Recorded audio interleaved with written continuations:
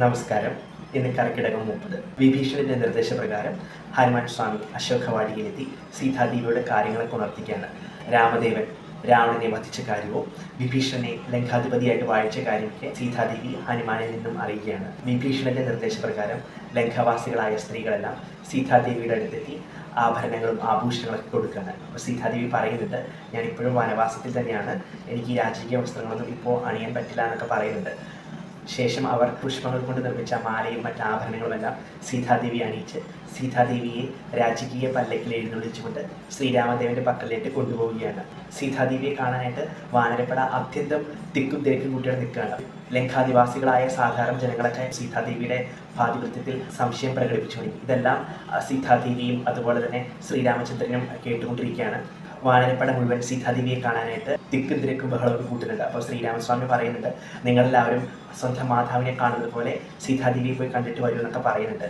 അങ്ങനെ വാനരപ്പട എല്ലാവരും സീതാദേവിയെ കണ്ട് സീതാദേവിയുടെ അനുഗ്രഹമൊക്കെ മേടിക്കുന്നുണ്ട്. ശേഷം സീതാദേവിയോട് ശ്രീരാമസ്വാമി പറയുന്നുണ്ട്, പരിശുദ്ധിക്ക് വേറൊരു വാക്കുണ്ടെങ്കിൽ അത് സീതാദേവി തന്നെയാണ്. പക്ഷേ സാധാരണ ജനങ്ങൾക്ക് ദേവിയുടെ പാതിവൃത്യശുദ്ധിയിൽ സംശയമുണ്ട്. ആ സംശയം ദൂരീകരിച്ചു കൊടുക്കേണ്ടത് എൻ്റെ കൂടി കടമയാണൊക്കെ ശ്രീരാമദേവൻ സീതാദേവിയോട് പറയുന്നുണ്ട്. അപ്പോൾ സീതാദേവി പറയുന്നുണ്ട്, ഒരു സ്ത്രീയുടെ ഏറ്റവും വലിയ സ്വത്ത് എന്ന് പറയുന്നത് അവളുടെ പാതിവൃത്യശുദ്ധിയാണ്. അതുകൊണ്ട് തന്നെ എൻ്റെ പാതിവൃത്യശുദ്ധി തെളിയിക്കാൻ ഞാൻ ഒരുക്കമാണ്. അങ്ങനെ സീതാദേവിയുടെ മുന്നിൽ ഒരു അഗ്നികുണ്ഡം നിർമ്മിക്കുകയാണ്. സീതാദേവി അഗ്നികുണ്ഡത്തെ 3 വട്ടം വരം വെച്ച് അഗ്നിപ്രവേശം ചെയ്യുന്നു.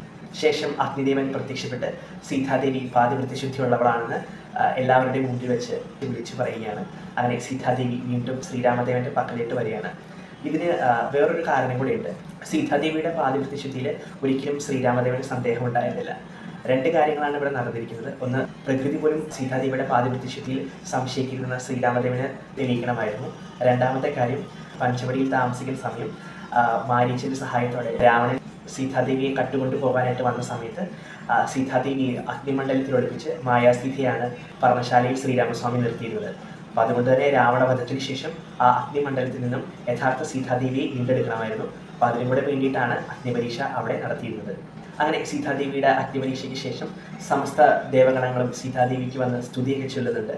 അങ്ങനെ അവർ അയോധ്യയിലേക്ക് യാത്ര തിരിക്കുകയാണ്. വിഭീഷണൻ പുഷ്പവിമാനം കൊണ്ടുവരികയും വിഭീഷണൻ പറയുന്നുണ്ട്, അങ്ങയുടെ അയോധ്യ രാജ്യവും അങ്ങയുടെ രാജ്യാഭിഷേകവും ഞങ്ങൾക്കും കാണണമെന്നുണ്ട്, അതുകൊണ്ട് ഞങ്ങളും അങ്ങയുടെ കൂടെ പോന്നോട്ടെ എന്നൊക്കെ ചോദിക്കുന്നുണ്ട്. അപ്പോൾ ഇതിലിട്ട് ശ്രീരാമസ്വാമി പറയുന്നുണ്ട്, നിങ്ങളുടെ സഹായം കൊണ്ട് മാത്രമാണ് എനിക്ക് രാവണനെ കൊല്ലാനും സീതാദേവി വീണ്ടെടുക്കാനും സാധിച്ചത്. അപ്പോൾ നിങ്ങളും എൻ്റെ കൂടെ അയോധ്യയിലിട്ട് പോരൂ എന്നൊക്കെ പറയുന്നുണ്ട്. അങ്ങനെ സമസ്ത വാനര സേനയോടും വാനര പടയോടുമൊപ്പം ശ്രീരാമദേവനും സീതാദേവിയും ലക്ഷ്മണകുമാരനും അയോധ്യയിലേക്ക് പുഷ്പവിമാനത്തിൽ പോവുകയാണ്. അപ്പോൾ പോകുന്ന സമയം ഹനുമാനെ വിളിച്ച് ഹനുമാനോട് പറയുന്നുണ്ട്, ഞങ്ങൾ